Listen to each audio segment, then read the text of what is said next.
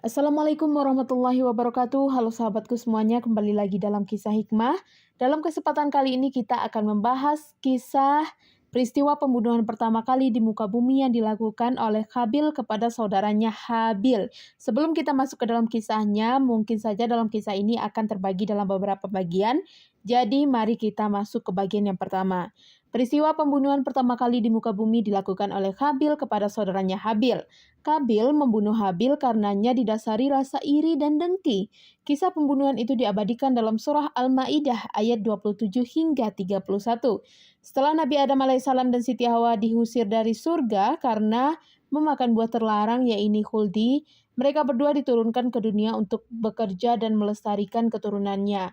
Hawa pun dikaruniai oleh dua pasang anak kembar laki-laki dan perempuan yang masing-masing diberi nama Qabil, Iklimah, dan Habil serta Labuda.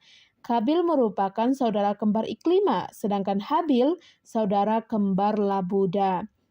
Awal mula perseteruan Qabil dan Habil diambil dari buku yang berjudul Kisah Para Nabi, karangan Ibnu Katsir, terjemahan Muhammad Zaini.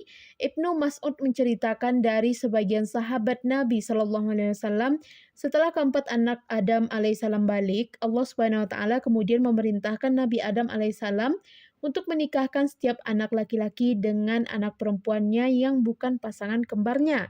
Dengan demikian, Qabil akan dinikahkan dengan Labuda, lalu Habil akan dinikahkan dengan Iklimah. Namun ketika diperintahkan demikian, Qabil menolak untuk menikah dengan Labuda. Ia bersikeras untuk menikahi saudara kembarnya, sebab Iklimah memiliki paras yang lebih cantik dari Labuda. Qabil telah dikuasai oleh sifat dengki terhadap Habil.